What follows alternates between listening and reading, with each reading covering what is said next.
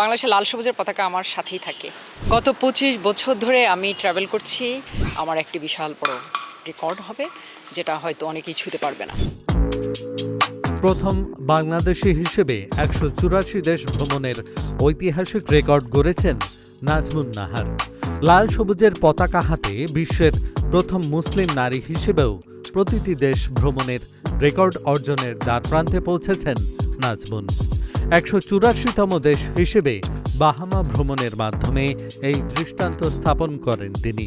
হচ্ছে আপনার জাতিসংঘের অন্তর্ভুক্ত ১৯৭টি দেশ, এবং জাতিসংঘের ৯৭টি দেশের বাইরেও আরও কিছু দেশ আছে যেটাকে টেরিটরি বলা হয়। যেমন গুয়াদেলুপ আছে একটা দেশ ক্যারিবিয়ান দ্বীপপুঞ্জের মধ্যে, আরেকটি দেশ আছে মার্টিনিক। এভাবে সারা পৃথিবী জুড়ে অনেকগুলো দেশ রয়েছে। যেমন সোমালিল্যান্ড, এটা হচ্ছে একটা দেশ যেটা জাতিসংঘের স্বীকৃতি এখনও পায়নি, কিন্তু তাদের ভিসা আলাদা, সব কিছু আলাদা।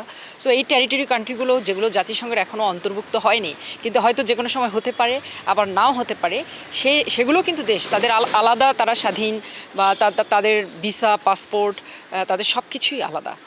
তো জাতিসংঘের অন্তর্ভুক্তের বাইরে যে দেশগুলো আছে টেরিটরি, সেগুলো আমি ট্রাভেল করার আমার ইচ্ছে আছে। সো এই সমস্ত দেশগুলো ভ্রমণ করলেই আমার একটি বিশাল বড় রেকর্ড হবে, যেটা হয়তো অনেকেই ছুঁতে পারবে না।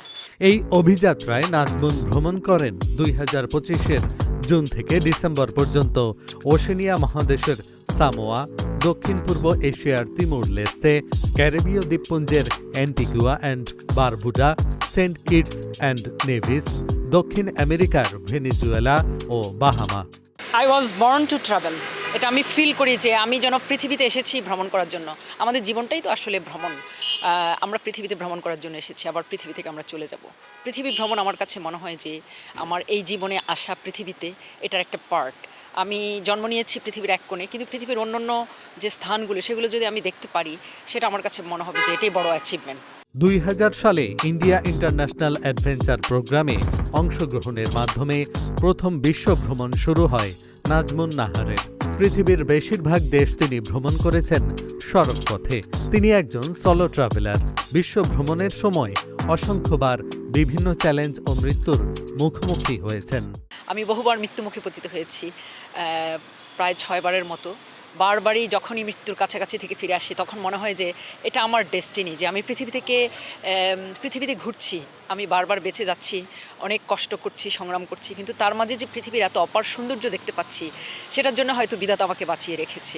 কারণ এই বিস্তর পৃথিবীতে, বিশাল পৃথিবীর মাঝে এই স্বপ্নকে সফল করা এত কিন্তু সহজ নয়। কারণ আমি বাংলাদেশের প্রেক্ষাপটে জন্ম নেওয়া একটা মেয়ে, এবং এখান থেকে উঠে যে হাঁটি হাঁটি পা করে এবং সড়ক পথে খুব কম বাজেটে ট্রাভেল করে আমি এখান পর্যন্ত এসেছি।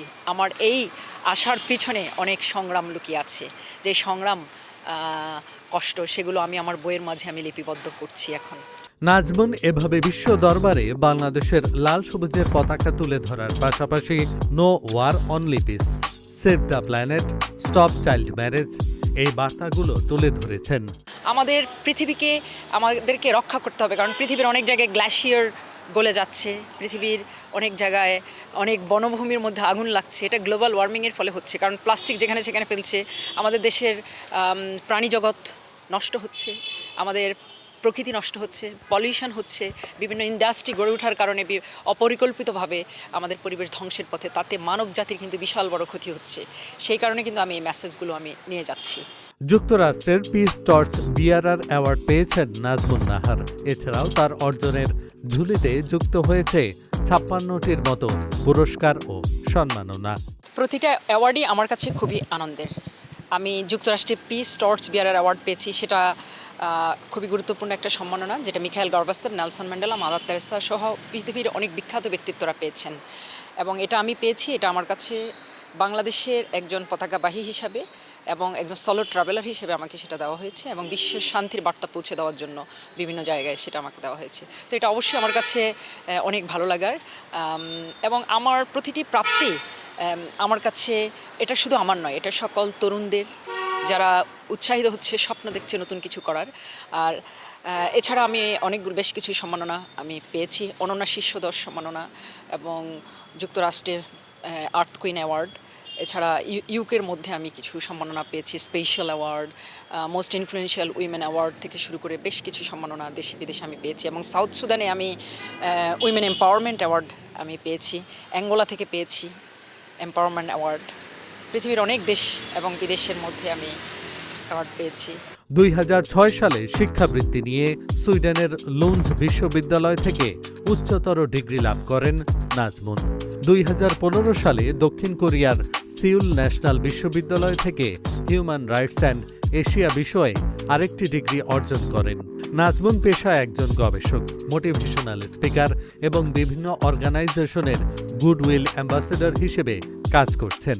ট্রাভেল করতে করতে আমি দেখেছি যুদ্ধবিধ্বস্ত অনেক দেশ, যেমন গাজার শিশুরা মরে যাচ্ছে, তারপর পৃথিবীর আমি সিরিয়াতে গেছি, এরপরে আফগানিস্তান, পৃথিবীর বিভিন্ন জায়গায় শিশুরা যে পড়াশোনা করতে পারছে না এবং তারা তাদের নানা ধরনের প্রবলেমে তারা হচ্ছে। এছাড়া আমি মাদাগাস্কারে যখন গিয়েছি তখন দেখেছি।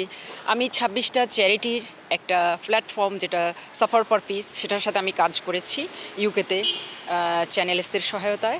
এরপরে এছাড়াও আমি ইউএনডিপির ক্যাম্পেইন থেকে শুরু করে বিভিন্ন ইন্টারন্যাশনাল অর্গানাইজেশন এবং বিভিন্ন অর্গানাইজেশনের গুডউইল অ্যাম্বাসেডর হিসেবে আমি কাজ করছি এবং করেছি। বাংলাদেশের লক্ষ্মীপুরে জন্ম নিয়েছেন এই কৃতি নারী।